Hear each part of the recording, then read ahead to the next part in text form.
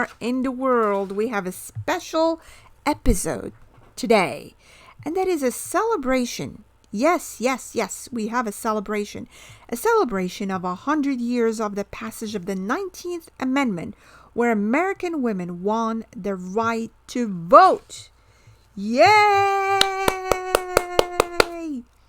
100 years of hard work, tenacious efforts, perseverance, persistence, suffering, commitment, and achievement. As I was looking on this subject, and it's so important when we know the history of women, especially women getting involved in the voting activity of the nation, getting involved in making decision. It shapes cultures, it changes behavior. And in 1920, obviously not all the women in the United States were able to vote. Not at all. We have Native Americans, 1924. We have Asian Americans until 1952. And we have black women until 1960s, in the 60s, basically. So the road is long, challenging, demanding, but with collaborative effort, we will achieve greatness. Greatness not only for women in the United States, but greatness for women in the entire world. Now, I want to discuss what happened in other countries, because as I was looking down the list, everything really happened in the last 100 years or so.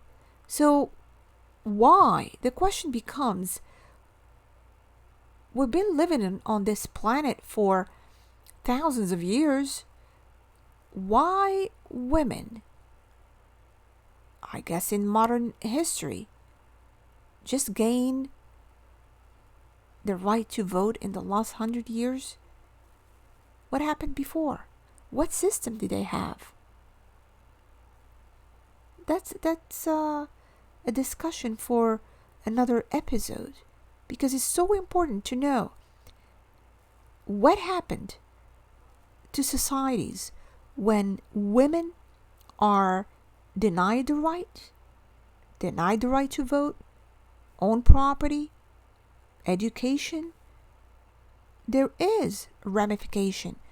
There is obviously a huge price that society pays. Let's go down the list on what happened in the Western world. We have New Zealand. I guess it was a pioneer. In 1893, women were allowed to vote. In Finland, 1906. And by the way, Finland was part of Russia back then. And Russia had a revolution in 1905. And I believe that sparked it. Beside the fact that Russian women gained the right to vote, I believe in 1907. Yes. We have Denmark, 1915. Iceland, 1915 as well. And for Iceland, 1915 was for women over 40. Then the age was lowered to 25 in 1920 to match men. Today's overall, most of the countries in Europe, it's around 18 years old. 1907, I said, in Russia already. And that was followed by, following a massive demonstration in Germany and the United Kingdom around 1918, Brazil, 1932, Turkey, 1934, France, 1944, Japan, 1945, India, which is considered to be the largest democracy in the world.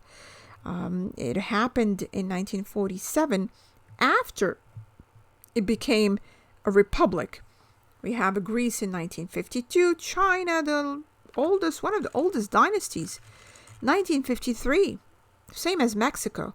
Honduras 1955, Egypt 1956, Canada 1960. In Australia, something happened there for non-indigenous women. They began to vote in 1895, but for indigenous Australian women, it was up until 1962. For the Bahamas, 1962 as well. Switzerland, 1971.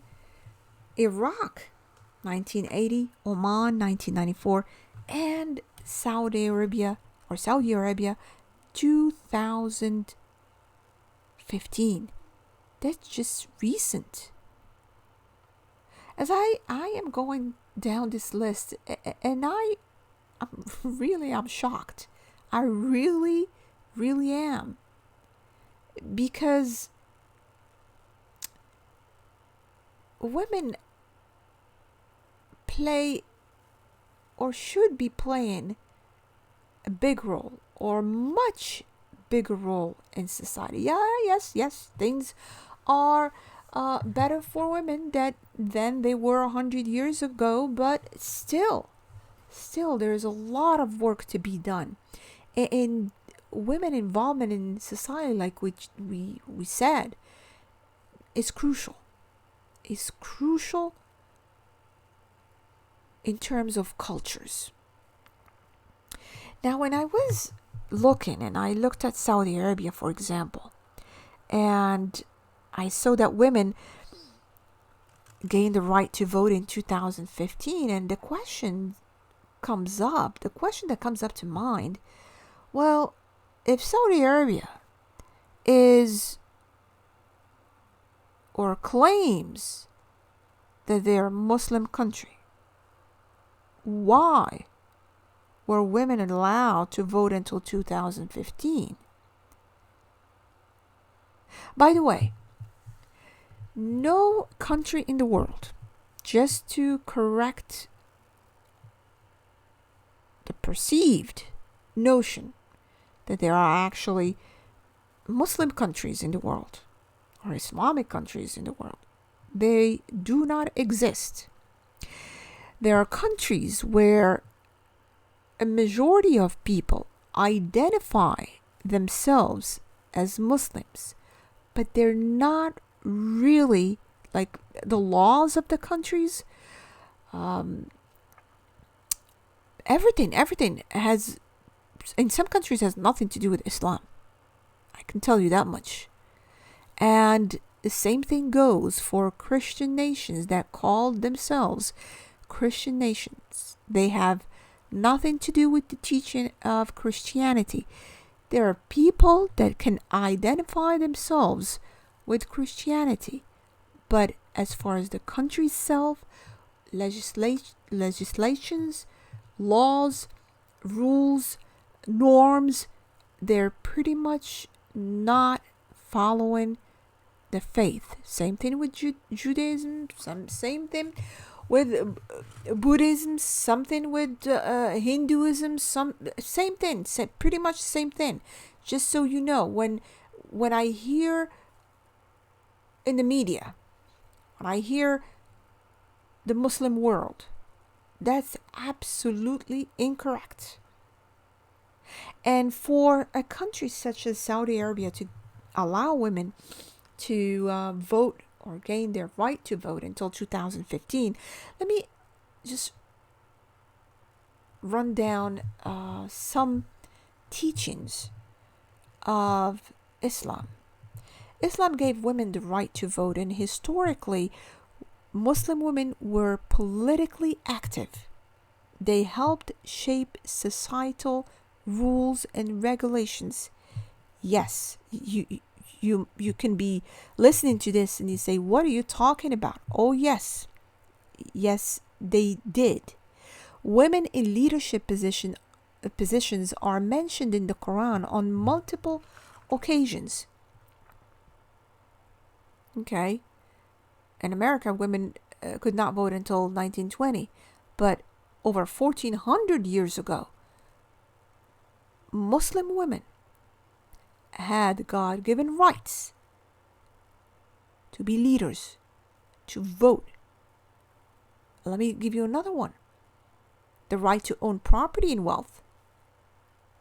Well, in America, women were denied the right to own property until 1848. They became the property of their husband after marriage, along with everything they owned. And pretty much we still have that practice today. Some areas may not have that as much as others do, but it still exists. The Quran not only granted women the right to own property, but also acknowledged that women were not the property of their husbands. And that's why you will see when you go to these countries that proclaim Islam is their religion, you will find that women never, hardly never, take the last name of their husbands. They keep their maiden name. Muslim women are not obligated to spend their earnings on anyone, while men are responsible for financially supporting their family. Another one is the right to an education. Now, this is big. Are you going to come tell me what happened to the Taliban in Afghanistan? Why they prohibited women to get an education? That is absolutely non-Islamic whatsoever. It's greed, it's seeking power, is whatever you want to call it, cruelty,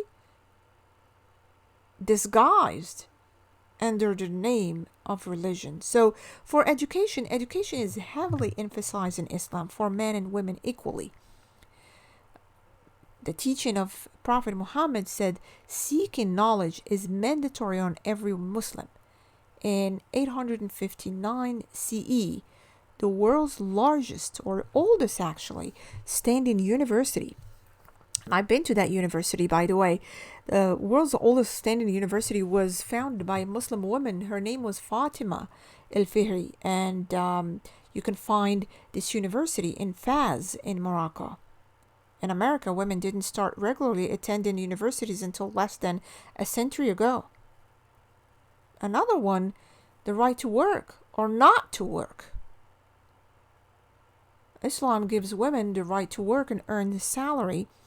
Anything she earns while working is entitled only to her, not her husband or family. This independence is seen in Khadijah, the first woman to accept Islam after it was revealed to the Prophet Muhammad. Before she married the Prophet, she was a well-known, successful, and respected businesswoman. Equally important, Islam gives women the right not to work if they choose to, and the husband cannot force them to go out and work. So all these rights are so powerful. And then we have the right to modesty, which we can speak about another day so that you can understand the culture and the thought behind being a modest or wearing hijab. So when you think of this and you look at the world where Islam is proclaimed to be the religion, and they're not even following the religion. They're not even practicing the teaching. They're far, far, far, far away from it. And you ask yourself, why did the women allow this to happen? Why women allowed leaders, political leaders, to deprive them from their God-given rights? That's a good question. And to understand these questions, obviously, and to understand these subjects,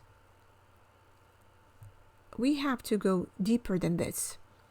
And we will leave it until another day. But for now, let's stay in the celebration mode. Let's stay in the celebration mode. We have rights. We have rights. And we have rights. Let's exercise them. There are women, a lot of women. This message to women, specifically women and men that support women to lead, support women to exercise their voice. We can honor these women by going out and vote at every occasion we have. And we can't be denied rights altogether that were given to us since birth. Just let it go and let others deprive us from it, and don't do anything with it, basically. So, congratulations to the women of the United States of America, and congratulations to the women of the world. If we can really understand what women have been through, the history of women in societies, we can better understand how to work with them, how to give them credit, how to acknowledge them, how to celebrate them, how to help them become who they want to be. Until next time, stay safe, be good, and keep on celebrating.